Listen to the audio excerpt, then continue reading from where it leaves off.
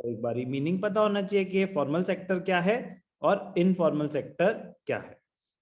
Formal sector, all the public enterprises and private establishments which employ 10 or more hired workers। अगर किसी भी business entity में 10 या 10 से ज्यादा एम्प्लॉय हैं तो वो फॉर्मल सेक्टर का पार्ट मानी जाती है। वो बिजनेस यूनिट और उसमें जो लोग काम कर रहे हैं वो फॉर्मल वर्कर्स माने जाते हैं। Workers, these are called formal sector establishments। okay जी, workers who work in such establishments are known as formal sector workers।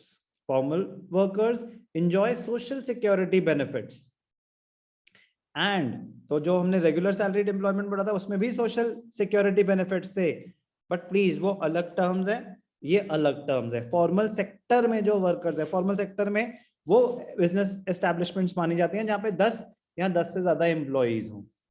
उनके जो वर्कर्स हैं उनको बोलते हैं फॉर्मल सेक्टर वर्कर्स। उनके एडवांटेजेस क्या है? उनको सोशल सिक्योरिटी बेनिफिट्स मिलते हैं। They earn more than those in the informal sector. उनकी सैलरीज यूजुअली हाई होती है, परमानेंट जॉब है। The government protects them in various ways through its labor laws and they can form trade unions to protect their interests. However,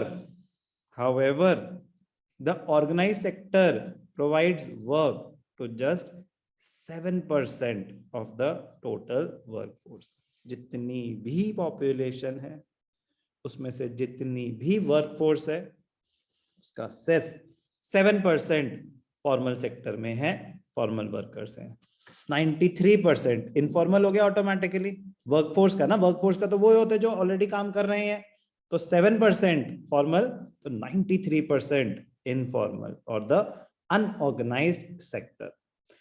informal sector includes बाकी सारी all those private enterprises which hire less than 10 workers. तो कोई government entity तो informal हो ही नहीं सकती, तो government की तो सारी public enterprises, it includes all public enterprises and private establishments which have 10 और मोर workers.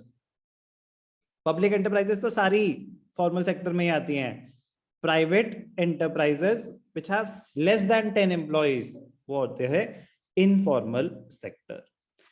Workers who work in such enterprises are known as informal sector workers. For example, farmers, agricultural laborers, owners of small enterprises, etc. It also includes all non-farm, casual wage laborers who work for more than one employer, such as construction workers, head load workers। कह रहे इसमें कैसे लोग होते हैं जो multiple jobs कर रहे हैं, कभी यहाँ पे पार्ट टाइम, कभी वहां पे पार्ट टाइम, कहीं पे उनके पास fixed salaried job, regular salaried job नहीं है, वो किसी फॉर्मल सेक्टर में नहीं है।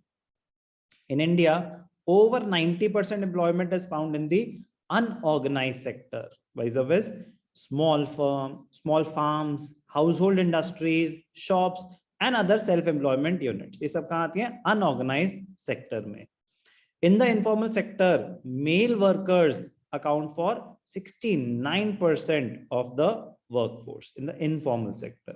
Workers and enterprises in the informal sector do not get regular income.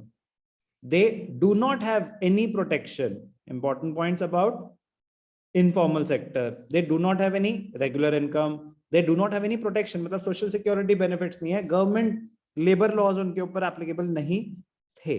उस पर अभी वर्क हो रहा है धीरे धीरे, उसको भी कह रहे हैं। उनको ये समझ आ गया कि भाई मेजॉरिटी ऑफ द वर्कफोर्स तो इनफॉर्मल में है, तो इनको तो प्रोटेक्शन प्रोवाइड करानी ही पड़ेगी, ऐसे तो दिक्कत है।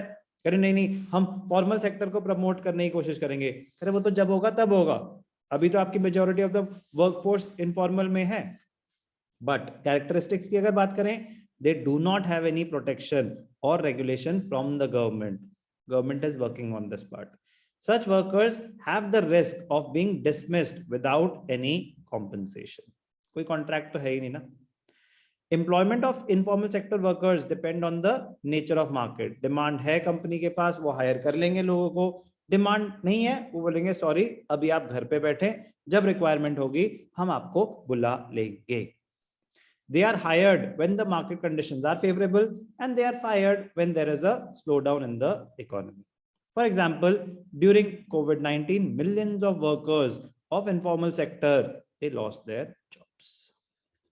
Workers of this sector, they live in slums and are squatters, persons who are unlawfully occupying any uninhabited building or unused land. ये थोड़ी सी ना आउटडेटेड बात हो गई. आज की डेट में इनफॉर्मल सेक्टर इतना ज्यादा बड़ा हो गया है कि नॉर्मल पब्लिक भी इनफॉर्मल सेक्टर में हो सकती है.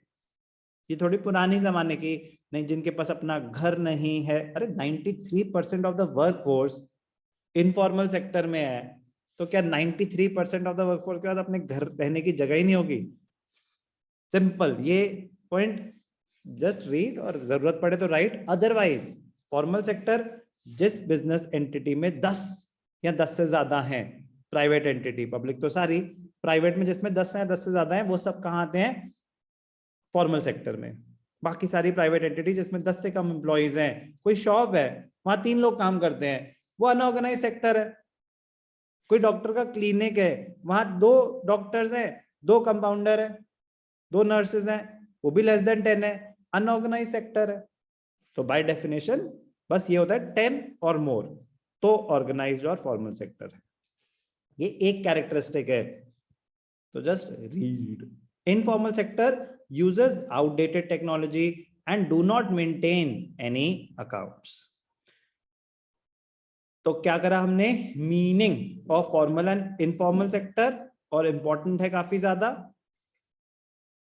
What are the reasons for fall in employment in the organise sector? ऐसा क्यों कि अनऑर्गेनाइज सेक्टर और इनफॉर्मल सेक्टर में इतने ज्यादा workforce? The various reasons for fall in employment in the organized sector are: number 1, there is a drastic fall in employment in public sector due to privatization and disinvestment. Correct. Public sector पहले क्या होता था?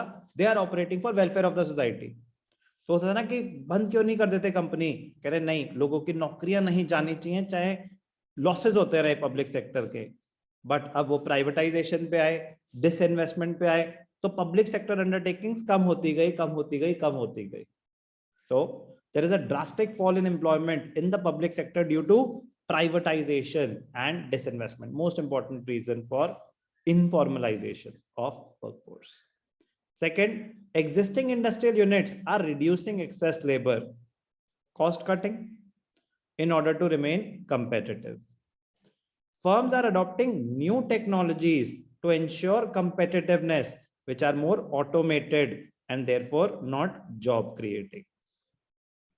Modernization, capital intensive techniques. Due to combined effect of all these reasons, there is a very slow expansion in employment opportunities in the organized sector. Very, very important. What are the reasons for fall in the employment in organized sector?